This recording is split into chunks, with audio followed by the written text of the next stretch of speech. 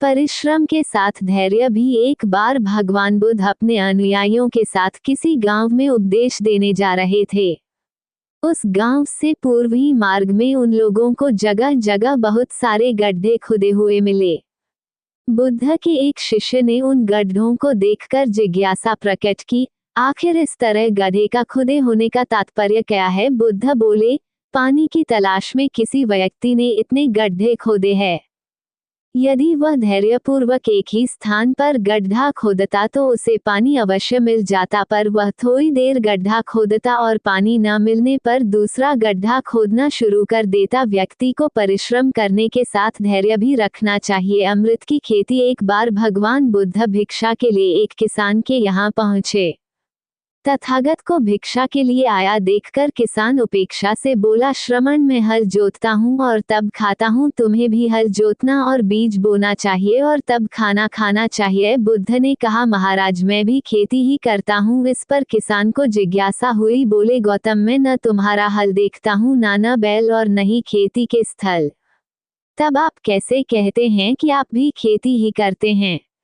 आप कृपया अपनी खेती के संबंध में समझाएं। बुद्ध ने कहा, महाराज मेरे पास श्रद्धा का बीज, तपस्या रूपी वर्षा, प्रजा रूपी जोत और हल है, पापभीरुता का दंड है, विचार रूपी रस्सी है, स्मृति और जागरूकता रूपी हल की फाल और पेनी है। मैं वचन और कर्म में संयत रहता हूँ। मैं अपनी इस खेती को बेकार घास से मुक्त रखता हूँ और आनंद की फसल काट लेने तक प्रयत्नशील रहने वाला हूँ। अप्रमाद मेरा बैल है जो बाधाएं देखकर भी पीछे मुंह नहीं मोड़ता है। वो मुझे सीधा शांति धाम तक ले जाता है। इस प्रकार मैं अमृत की खेती करता हूँ। मृत्यु के उपरांत क्या? एक बार बुद्ध से मलुक्य पुत्र ने पूछा, भगवान आपने आज तक ये नहीं बताया कि मृत्यु के उपरांत क्या होता है। उसकी बात सुनकर बुद्ध मुस्कुराए। फिर उन्होंने उससे पूछा, पहले मेरी एक बात का जवाब दो।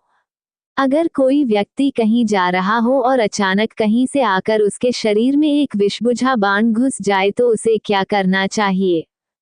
पहले शरीर में घुसे बाण को हटाना ठीक रहेगा या फिर देखना कि बाण किधर से आया है और किसे लक्ष्य कर मारा गया है? मलुक्य पुत्र ने कहा, पहले तो शरीर में घुसे बाण को तुरंत निकालना चाहिए, अन्यथा विष पूरे शरीर में फैल जाएगा। बुद्ध ने कहा, बिल्कुल ठीक कहा तुमने। अब ये बताओ कि पहले इस जीवन के दुखों के निवारण का उपाय किया जाए या मृत्यु की बाद की बातों के बारे में सोचा जाए? मलुक्य पुत्र अब समझ चुका था और उसकी जिज्ञासा शांत हो गई। बुद्ध ने कहा, सबका हित करो। एक दिन एक व्यक्ति बुद्ध के पास पहुंचा। वो बहुत अधिक तनाव में था। अनेक प्रश्न उसके दिमाग में घूम घूम कर उसे परेशान कर रहे थे, जैसे आत्मा क्या है? आदमी मृत्यु के बाद कहाँ जाता है?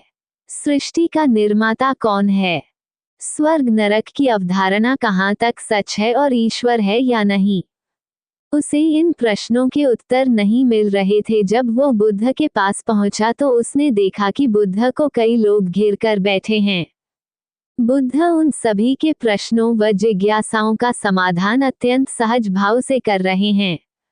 काफी देर तक ये क्रम चलता रहा, किंतु बुद्ध धैर्यपूर्वक हर एक को संतुष्ट करते रहे।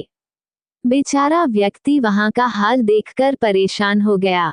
उसने सोचा कि इन्हें दुनियादारी के मामलों में पड़ने से क्या लाभ।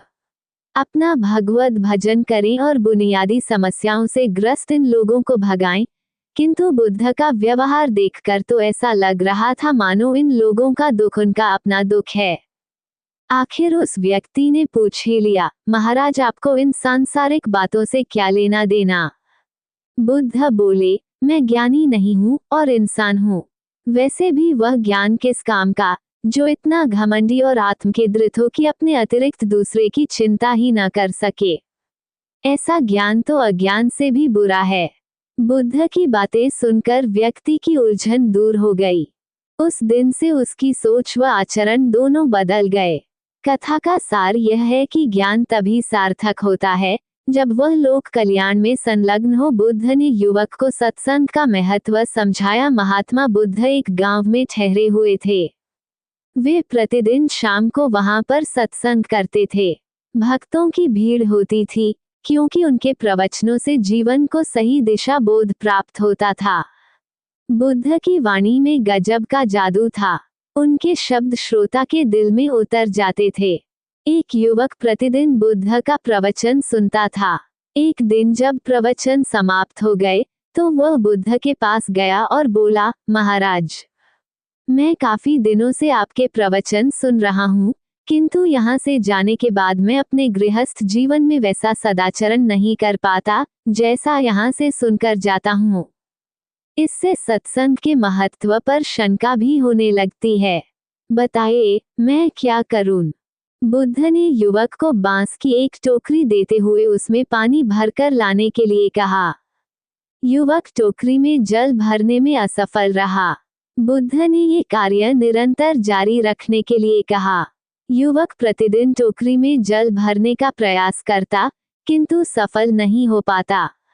कुछ दिनों बाद बुद्ध ने उससे पूछा, इतने दिनों से टोकरी में लगातार जल डालने से क्या टोकरी में कोई फर्क नजर आया?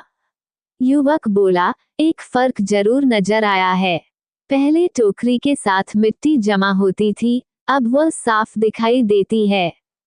कोई गंदगी नहीं दिखाई देती है और इसके छेद पहले जितने बड़े नहीं रह गए, वे बहुत छोटे हो गए हैं। तब बुद्ध ने उसे समझाया, यदि इसी तरह उसे पानी में निरंतर डालते रहोगे तो कुछ ही दिनों में ये छेद फूलकर बंद हो जाएंगे और टोकरी में पानी भर पाओगे। इसी प्रकार जो निरंतर सत्संग करते हैं, उनका मन एक दिन अवश्य निर्मल हो जाता है, अवगुणों के छिद्र भरने लगते हैं और गुणों का जल भरने लगता है। युवक ने बुद्ध से अपनी समस्या का समाधान पा लिया।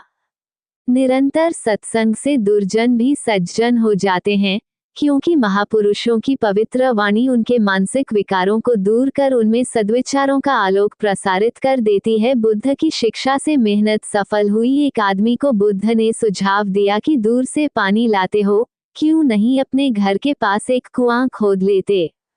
हमेशा के लिए पानी की समस्या से छुटकारा मिल जाएगा। सलाह मानकर उस आदमी ने कुआं खोदना शुरू किया, लेकिन 7-8 फीट खोदने के बाद उसे पानी तो क्या, गीली मिट्टी का भी चिन्ह नहीं मिला।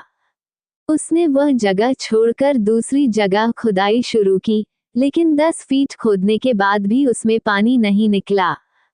उसने फिर तीसरी जगह कुआं खोदना शुरू किया, लेकिन यहाँ भी उसे निराशा ही हाथ लगी। इस क्रम में उसने 8-10 फीट के 10 कुएं खोद डाले, लेकिन पानी कहीं नहीं मिला। वह निराश होकर बुद्ध के पास गया। उसने बुद्ध को बताया कि मैंने 10 कुएं खोद डाले, मगर पानी एक में भी नहीं निकला। बुद्ध को आश्चर्य हुआ। वे स्वयं चलकर उस स्थान पर आए जहां उसने 10 गड्ढे खोदे हुए थे। बुद्ध ने उन गड्ढों की गहराई देखी और सारा माजरा समझ गए। फिर वे बोले, 10 कुएं खोदने की बजाय एक कुएं में ही तुम अपना सारा परिश्रम लगाते तो पानी कब का मिल गया होता। तुम सब गड्ढों को बंद कर दो, केवल एक को गहरा करते जाओ, पानी निकल आएगा। उसने बुद्ध की बात मानकर ऐसा ही किया। परिणाम स्वरूप कुआं पूर्ण होते ही पानी निकल आया। सबने भगवान बुद्ध की जय जयकार की। बुद्ध के ज्ञान से सेठ ने पाया सुख। धन्ना सेठ के पास 7 पुश्तों के पालन पोषण जितना धन था। उसका व्यापार चारों तरफ फैला हुआ था, किंतु फिर भी उसका मन अशांत रहता था। कभी धन की सुरक्षा की चिंता, तो कभी व्यापारिक प्रतिस्पर्धा में आगे निकलने का तनाव। चिंता और तनाव के कारण वह अस्वस्थ रहने लगा। उसके मित्र ने उसकी गिरती दशा देखी, तो उसे बुद्ध के पास जाने की सलाह दी। सेठ बुद्ध के पास पहुंचा और अपनी समस्या बताई। बुद्ध ने उसे सांत्वना देते हुए कहा, तुम घबराओ मत, तुम्हारा कष्ट अवश्य दूर होगा। बस तुम यहाँ कुछ दिन रहकर ध्यान किया करो। बुद्ध के कहे अनुसार सेठ ने रोज ध्यान करना शुरू कर दिया, किंतु सेठ का मन ध्यान में नहीं लगा। वह जैसे ही ध्यान करने बैठता, उसका मन फिर अपनी दुनिया में चला जाता। उसने बुद्ध को ये बात बताई, किंतु बुद्ध ने कोई उपाय नहीं बताया। थोड़ी देर बाद जब सेठ बुद्ध के साथ वन में सायंकालीन भ्रमण कर रहा था, तो उसके पैर में एक कांटा चुभ गया।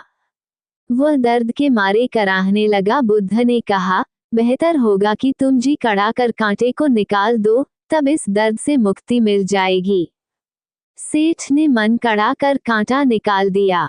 उसे चैन मिल गया। तब बुद्ध ने उसे समझाया, ऐसे ही लोभ, मोह, क्रोध, घमंड व द्वेष के कांटे तुम्हारे मन में गड़े हैं। जब तक अपने मन की संकल्प शक्ति से उन्हें नहीं निकालोगे, अशांत ही रहोगे। सेठ का अज्ञान बुद्ध के इन शब्दों से दूर हो गया और उसने निर्मल हृदय की राह पकड़ ली।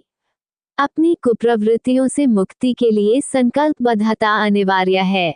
जब तक व्यक्ति दृढ़ निश्चय न कर ले, वह अपनी गलत आदतों से मुक्त नहीं हो सकता। बुद्ध की शिक्षा से गांव का उद्धार हुआ। एक युवक ने बुद्ध से आकर कहा, मेरा गांव अशिक्षित है।